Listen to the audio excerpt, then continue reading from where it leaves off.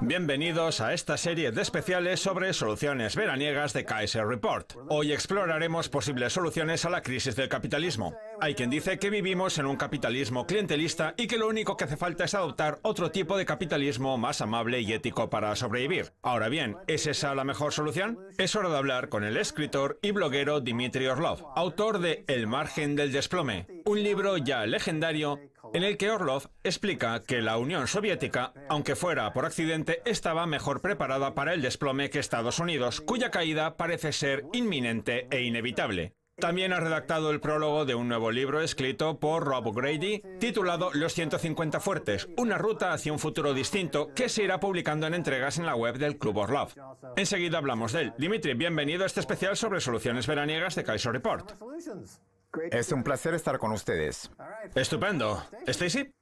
Dmitry, del contenido del libro Los 150 Fuertes, escrito por Rob O'Grady, que usted publica y edita, y de los artículos que escribe usted mismo en el Club Orlov, se desprende que hace falta una ruta hacia un futuro mejor. Me gustaría que nos explicara por qué la ruta actual no es la más adecuada. La verdad es que hay personas de todo tipo, de cualquier ideología política, que perciben importantes problemas en la disposición actual del sistema, manifestada en diversas formas. Por ejemplo, los expertos en finanzas suelen preocuparse por la insostenibilidad de la pirámide de deuda, mientras que los interesados en la ecología y la salud del medio ambiente se preocupan especialmente por la rápida desaparición de las especies salvajes, la acidificación del planeta, los fenómenos meteorológicos extremos, etc. En lo que todo el mundo coincide es que la maquinaria está totalmente fuera de control, sin que nadie sepa cómo detenerla, lo cual nos convierte a todos, los que ejercemos algún tipo de actividad económica, en un elemento destructor. Lo que pasa es que nadie aporta soluciones, que es precisamente lo que hace el libro: ofrecer un enfoque sobre cuál debería ser la solución. Una solución que pasa por construir un futuro cuya evolución no se dirija a toda prisa hacia un desplome inevitable. Dmitry, existe un parámetro denominado PBI, que utilizan todos los países del mundo para medir su salud económica. El problema es que el cálculo de ese parámetro está claramente manipulado. ¿Por qué no nos centramos en esa cifra que se utiliza de manera fraudulenta en todo el mundo para que represente de verdad la actividad económica, cosa que ahora no hace? De esa forma, tendría en cuenta los riesgos, las recompensas, el detritus, los desechos. Esa es mi pregunta. ¿Cuál es su respuesta? Sí, la cifra está claramente manipulada. La maquinaria del sistema actual tiene un gran punto débil. No percibe los límites físicos. No en vano, si analizamos el sistema por completo, el crecimiento del PBI evoluciona según el ritmo al que se destruyen las cosas, no al que se crean. Y algo parecido sucede con el medio ambiente. Estamos acabando con el aire puro, el agua potable, etc., a un ritmo tal que cualquier crecimiento que generemos se verá empequeñecido por el enorme grado de destrucción que estamos provocando. En La riqueza de las naciones, el inicio del capitalismo tal y como lo conocemos, Adam Smith no ponía precio a la naturaleza. Es como cuando en los años 70 y 80 se hablaba de la energía atómica como una fuente tan abundante, casi infinita, que no hacía falta ni ponerle precio. Vamos, que nunca se ha tenido en cuenta que puede llegar un día en que los recursos naturales tengan un precio. El problema es que esa gente vivía en un mundo con muchos recursos y una población no muy numerosa. En cambio ahora, vivimos en un mundo con exceso de población y recursos escasos. Además, hemos creado la cultura de convertir cualquier problema relacionado con los límites en un problema financiero, de forma que si no tenemos energía suficiente, lo que se hace es invertir en más energía, sin tener en cuenta la realidad subyacente. Lo único que importa es la realidad financiera. Eso es totalmente equivocado. Ya que habla del concepto límite, cada vez que en Estados Unidos alguien dice que hay un límite para la contaminación, para el crecimiento o para el consumo de petróleo, lo tildan de comunista. Como autor del margen del desplome, ¿le parece a usted que ese margen se ha hecho más grande desde la crisis financiera? ¿Cómo puede resolver los 150 fuertes ese problema del margen del desplome? El libro, tras realizar un análisis de las distintas formas de estructurar la sociedad a gran escala que se han puesto en práctica, revela que todas ellas, el comunismo incluido, han sido sistemas fallidos. El comunismo depende de la buena voluntad del vecino de enfrente, del burócrata centralizado que maneja nuestros asuntos y con el que jamás podremos entablar contacto, para que se ocupe de nuestras necesidades, por lo que no se trata de un sistema viable. Por su parte, el capitalismo obliga a la gente a hacer lo correcto, entre comillas, por los motivos más básicos, que son la avaricia y el miedo, algo de lo que, supuestamente, debe resultar un bien común. Lo que pasa es que tampoco ha funcionado como sistema. Por tanto, lo que propone el libro es que trabajemos con aquellos que conocemos y en los que confiamos, y que nos conocen y confían en nosotros. Un círculo que se calcula que para cada persona no excede de 150 miembros. Es lo que se llama el número de Dunbar, que representa el máximo de personas con las que podemos tener una relación de confianza personal.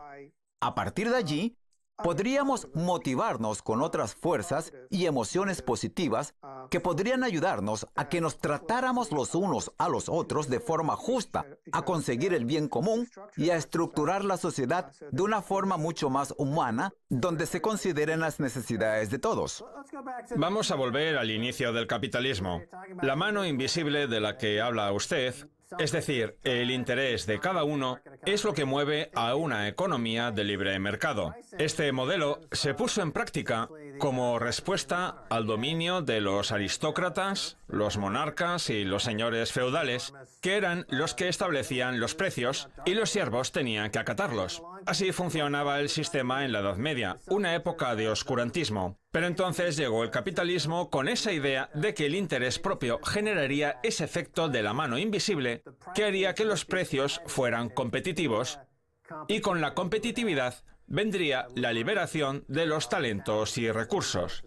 Sin embargo, a día de hoy, Wall Street, gracias a su capacidad de utilizar ciertos productos como los derivados, se ha adueñado del mecanismo de descubrimiento de los precios. ¿No le parece que una posible solución sería instaurar un mecanismo de precios auténtico? Por ejemplo, si una gran compañía petrolera o agrícola provoca daños por valor de $1.000 millones, tendría que pagar 1.000 millones en multas. O también se debería obligar a Apple a llevar a Estados Unidos el dinero en efectivo que tiene distribuido por todo el mundo para no pagar impuestos por él. Recuperar un mecanismo de precios legítimo, vamos, ¿no le parece que eso solucionaría la mayoría de los problemas que presenta el capitalismo actual? No. Hay gente que propone recuperar el dinero sensato, volver a los principios contables razonables, etc. Pero al hilo de lo que decía usted sobre los señores feudales y los siervos, todo ese sistema estaba basado en el equilibrio solar, un sistema estacionario que hacía que cuando los alimentos escaseaban, la gente se muriera de hambre. Todo se cimentaba sobre la producción que pudiera generar un pedazo de tierra de manera sostenible. El capitalismo despegó como consecuencia del descubrimiento del carbón y posteriormente del petróleo y el gas natural, que permitieron crear esas grandes industrias que consumen los recursos naturales a gran velocidad. Muchas veces se dice que el sistema actual es eficiente, cuando la realidad es que en Estados Unidos se tira a la basura algo así como el 40% de los alimentos. No recuerdo la cifra exacta. Fíjese, por tanto, en lo eficiente que es.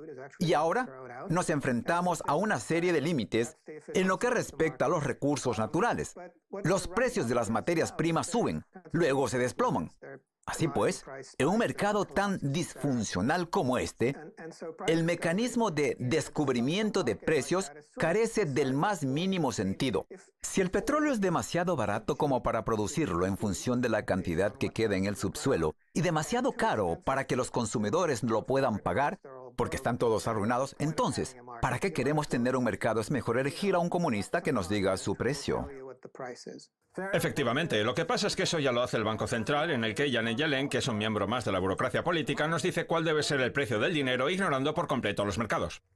Pobre señora Yellen, no sabe qué hacer, lo siento por ella. En un mundo basado en la teoría de los 150 fuertes, ¿cómo se abordaría el problema de la energía? Porque para que el ser humano sobreviva, es evidente que necesita energía, alimentos y vivienda. ¿Cómo se organizaría eso en un paradigma basado en los 150 fuertes? En primer lugar, si tratamos con un grupo reducido de personas que ya conocemos, se produce una considerable relocalización de la economía, de forma que se acabaría con todo el gasto energético adicional necesario para mantener las redes de transporte internacional, para ir en transporte público al trabajo, etc. Por lo que la cantidad de energía que gastaría cada ser humano sería mucho menor, incluso hasta el punto de que pudiera generarse cultivando nuestras propias cosechas y generando nosotros mismos un poco de energía solar, eólica e hidráulica. En los 150 fuertes, Rob O'Grady escribe que respondiendo a estas tres preguntas, podríamos cambiar nuestras vidas a mejor. Nos queda poco tiempo, así que seguiremos hablando del tema en la segunda parte. Pero antes de la pausa, me gustaría plantear la primera de las preguntas. ¿Cuál es la principal fuerza reconciliadora por la que se rigen los sistemas económicos y políticos actuales? Explíquenos rápidamente qué es eso de la fuerza reconciliadora y seguimos después del descanso. Los integrantes de la sociedad siempre estamos en conflicto, tenemos anhelos desesperados y la forma de reconciliarnos es encontrar algún principio en el que podamos ponernos de acuerdo. Un principio que en la sociedad actual es el beneficio económico. El vencedor siempre será el que más dinero gane. Ese concepto resulta muy negativo porque si una persona gana más dinero, eso significa que hay otra que gana menos, por lo que en realidad es una fuerza reconciliadora negativa. De acuerdo, tenemos que dejarlo aquí. Hacemos una pausa y luego seguimos hablando de reconciliaciones con el legendario Dmitry Orlov. No se vayan.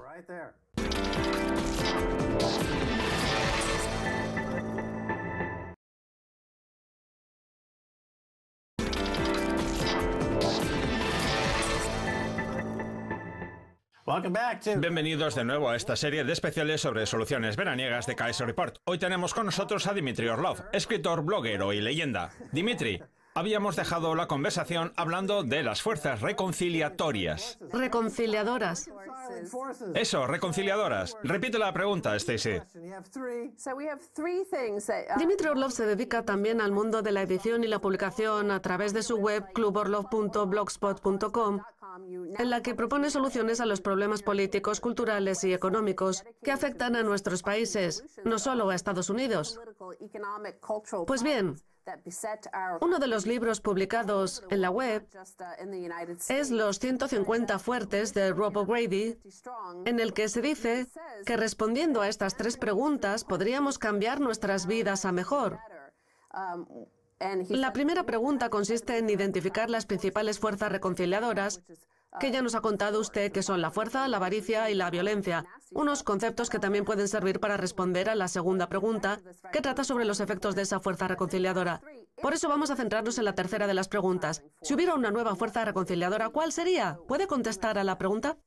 Mire, voy a darle una respuesta que, aunque pueda parecerle algo cursi, es la respuesta correcta desde todo punto de vista. Esa nueva fuerza reconciliadora es la compasión. ¿Qué nos motiva a ocuparnos de nuestros hijos, de nuestros padres ancianos, de nuestros amigos enfermos? Pues nuestro cariño hacia ellos, nuestra dedicación. Si en la economía nos tratáramos los unos a los otros con dedicación y no con avaricia y miedo, el mundo sería muy distinto. Dimitri, el problema es que el concepto de la compasión se ha visto cooptado por la publicidad, que lo utiliza de forma muy perniciosa. En los años 30, Edward Bernays, que estaba muy vinculado a Sigmund Freud, desarrolló la teoría de la propaganda, que consistía en la idea de convertir la compasión en una necesidad no satisfecha para generar ventas. Antes la gente compraba una cosa por la utilidad que pudiera tener. Por ejemplo, se compraba un saco de harina para hacer pan. En cambio, en este nuevo paradigma, los automóviles, bueno, y prácticamente todo, están vinculados al sexo, de forma que la pasión y la compasión han desaparecido por completo de nuestras mentes, de nuestra cultura. ¿Cómo se recuperan? Porque la publicidad ha acabado con ellas. De manera que, ¿existe alguna forma de recuperarlas? Mire, la publicidad es muy eficaz cuando se trabaja en un paradigma comercial impersonal, cuando se dirige a una persona con dinero que tiene pensado gastárselo en un producto o servicio. En cambio, la publicidad no sirve prácticamente para nada cuando se trata de la relación cara a cara de una persona con otra, salvo que compitan por su poder adquisitivo. Por ejemplo, tonterías como ver quién lleva el calzado más caro. Pero cuando se trata de ocuparse de las necesidades del otro, la publicidad no ejerce apenas influencia alguna. Las necesidades no se comercializan, solo se comercializan los anhelos. Pero ya que ha puesto el ejemplo del calzado, ese anhelo de llevar un calzado caro lleva a la violencia, y la violencia lleva a la delincuencia, lo que convierte al sistema penitenciario en un sector en sí mismo que, junto al ejército, la industria farmacéutica y el sector agrícola, utilizan la cultura y la sociedad como un juguete en sus manos. En otras palabras, nos estamos convirtiendo en integrantes de un juego mortal orquestado por las grandes empresas.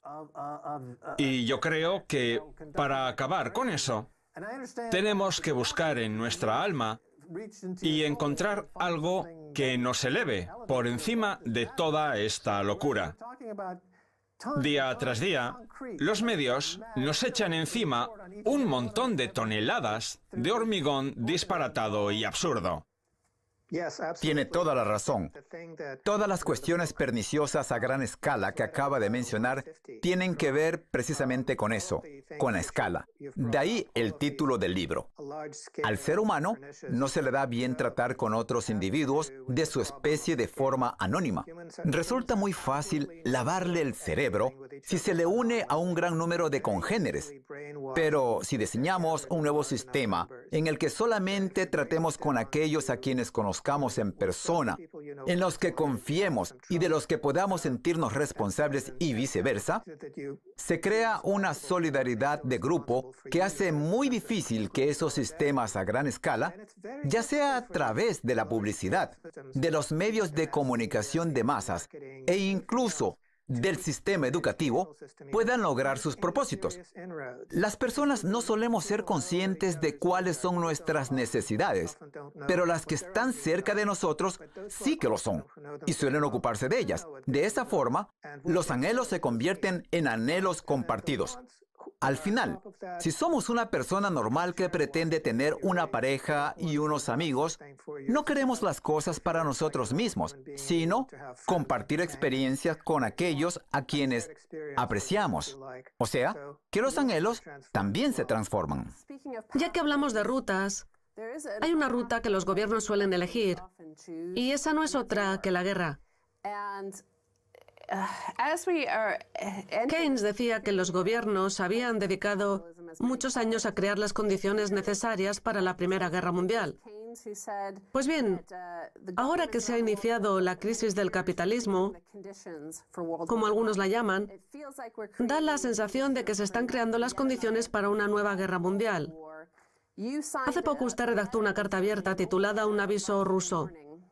Háblenos sobre ella y sobre su relación con la ruta económica en la que nos encontramos en este momento. La carta es una colaboración con otro autor que escribe con el seudónimo de The Seeker y que tiene páginas web escritas en varios idiomas en las que hace un llamamiento a la cordura en lo que respecta a las relaciones entre Estados Unidos y Rusia. El caso es que The Seeker se puso en contacto conmigo y me propuso colaborar para tratar de evitar una tercera guerra mundial. Y a mí me pareció estupendo. Él escribió la carta y yo contribuí también un poco, además de editarla, que es lo que más hago en la actualidad, editar.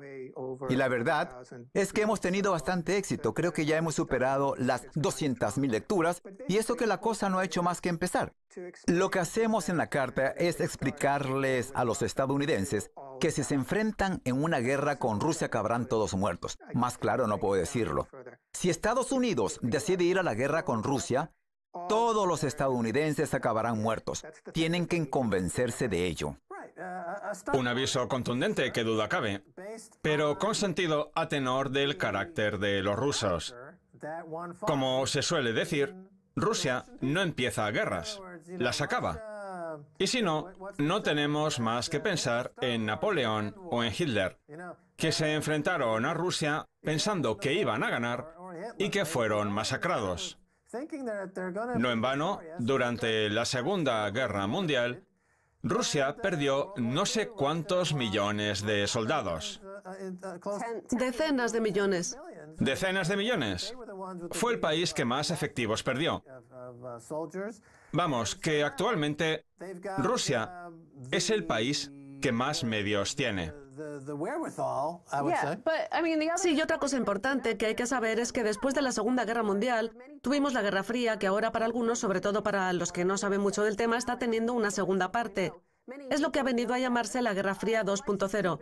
Sin embargo, un experto estadounidense en asuntos rusos, como es Stephen Cohen, amigo de Gorbachev y conocedor de los rusos y de su idioma, afirma que lo que tenemos actualmente no tiene nada que ver con la Guerra Fría, que se parece más al inicio de una guerra caliente, algo que no sucedió en ningún momento durante la Guerra Fría, en la que ninguno de los líderes quería una guerra de verdad, cosa que ahora parece que algunos sí que desean.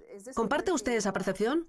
Bueno, lo que estoy viendo es un nuevo brote de locura suicida en Occidente. Da la impresión de que Occidente odia la mera existencia de Rusia. Rusia es un país muy incómodo por lo grande y poderoso que es, con un bagaje cultural enorme. De hecho, la mitad de los descubrimientos científicos de la historia, como la tabla periódica de los elementos, han sido llevados a cabo por rusos. Pero Rusia es muy distinta a Occidente y no le gusta obedecer a nadie. Aproximadamente una vez cada siglo, Occidente se vuelve loco y ataca a Rusia, llevándose una derrota demoledora. Y ya va tocando que se vuelva a repetir. Lo que pasa es que Rusia está harta de eso. No me puedo creer que tengamos que hacer tantos intentos para que cale el mensaje de no atacar a Rusia. Esa tendencia a la violencia contra Rusia, esas ansias de guerra, se recogen en otro libro publicado por usted titulado Locura burocrática, con su correspondiente etiqueta en inglés para hacerse viral, Bureaucratic Insanity, que también tiene que ver con la violencia a nivel interno. Háblenos de la relación con la violencia que se percibe en todos los titulares. La locura burocrática tiene que ver con instituciones burocráticas de todo tipo, cuyos miembros están totalmente locos. Me refiero clínicamente. No es una forma de definirlos, es que están trastornados de verdad. Y esa locura se manifiesta de dos formas. En primer lugar, la relación de la gente con las instituciones es totalmente impersonal y está basada en unas normas escritas que acaban con la iniciativa y la capacidad de juicio individual de esas personas. Y en segundo lugar, tras unas cuantas generaciones, existe en las instituciones burocráticas un programa de criba selectiva que hace que aquellos que ocupan los más altos cargos sean unos auténticos sociópatas, mientras que los que están por debajo son unos robócratas. El término no lo hemos acuñado nosotros. Ya se menciona en las investigaciones sociológicas. Unas personas cuyo sentido de la identidad va de la mano de su continuo acatamiento de las normas, que es lo único que saben hacer: obedecer órdenes. Usted también habla de la violencia que eso genera en la sociedad. Prueba de ello es que cuando se dispara a un peatón por cruzar la calle, por un lugar prohibido, que en Estados Unidos es un delito, la gente reacciona diciendo que el peatón debería haber acatado las normas, que lo que ha hecho está prohibido. Efectivamente, como esas personas han perdido todos sus rasgos de identidad, se han convertido en autómatas que no hacen otra cosa que acatar órdenes. Acaban desarrollando un sentido de la corrección y del deber directamente proporcional a su capacidad de obedecer las normas ciegamente. Y eso hace que no duden en intentar destruir a cualquiera que no lo haga. Estupendo. Dmitry Orlov, muchas gracias por haber estado en este especial sobre soluciones veraniegas. Ha sido un placer. Muchas gracias. Muy bien, esto es todo por hoy en este especial sobre soluciones veraniegas de Kaiser Report. Somos Max Kaiser y Stacey Herbert. Quiero dar las gracias a nuestro invitado Dmitry Orlov del cluborlov.blogspot.com. Les recomiendo que visiten su blog, que ofrece soluciones a todos los problemas económicos, políticos y sociales del momento. Es muy interesante, de verdad. Si quieren contactar con nosotros, escríbanos un tweet a Kaiser Report. Hasta la próxima. Adiós.